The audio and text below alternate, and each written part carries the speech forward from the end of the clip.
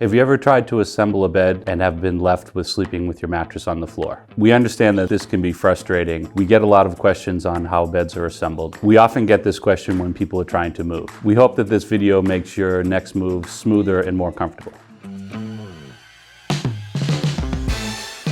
Hi, I'm Jonathan and I'm going to be working with Luis today.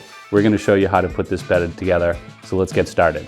So for a majority of our beds, if you had a mallet and a screw gun, which you'll see in this picture, or a screwdriver, that will help you with any of the assembly required. This particular bed comes with a package of hardware. In the package, there are two different size screws. The shorter screws with the larger quantity are to attach the slats to the side rails.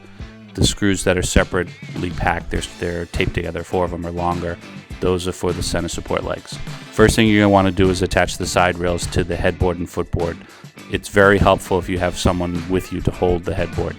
The way the connection works is the side rails have hooks on them that hook into a receptacle that is embedded in both the headboard and footboard on both sides. Once you slide the hooks into the headboard or footboard, if you use the rubber mallet to tap down on the side rail to make the connection solid, you really want to make sure that this connection is solid, and the way you can do that is by pushing back and forth on the headboard or the footboard and make sure there are no gaps in between the side rail and the headboard and footboard itself. So once you have the side rails installed on the bed, the next step is to install the slats.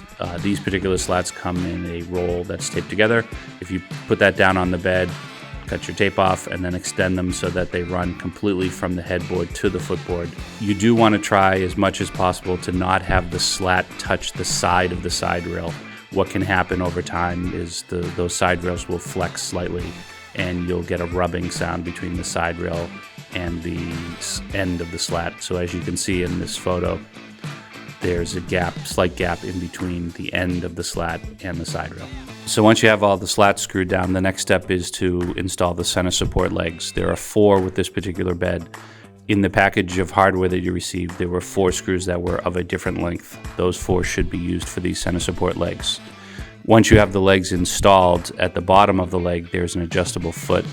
This will provide you support based on whether the bed is on a hardwood floor or on a rug. Sometimes if it's on a rug, the bed will sink into the rug a little bit, so you have some adjustability there depending on your floor. So once the 4 legs are attached and you've adjusted the feet so that they're touching the floor, your bed is now ready for your mattress and ready for use. So now let's talk about taking it apart. Basically, we're going to reverse everything we just did. We're going to take the center support legs out. We're going to take out all the screws for the slats.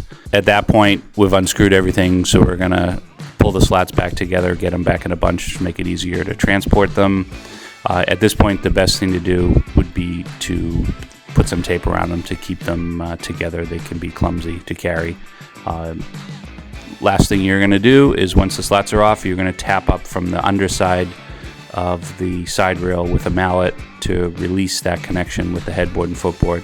Again, very helpful if you have someone with you to do this to keep the headboard or footboard from falling over. So the bed we just assembled for you comes from a company called Woodforms, and that is somewhat of a traditional style of assembly. What we are showing you here is an upholstered bed that has a bolt-on rail. So as you can see, there are 2 bolts that attach the side to the headboard. A third option is also a bolt-on rail. This particular one has a couple of different pieces of hardware. First, you'll see a bolt that is attached to the headboard or footboard coming into the side rail. There then is a nut that is attached onto that bolt. And then thirdly, there is a bracket that goes in between the nut and the inner half of the side rail, which, when you tighten that nut down, pulls the side rail right into the headboard, as you can see in this picture. Thank you for watching the video. We hope it was informative. If you have any questions on anything bedroom, please check out our playlist.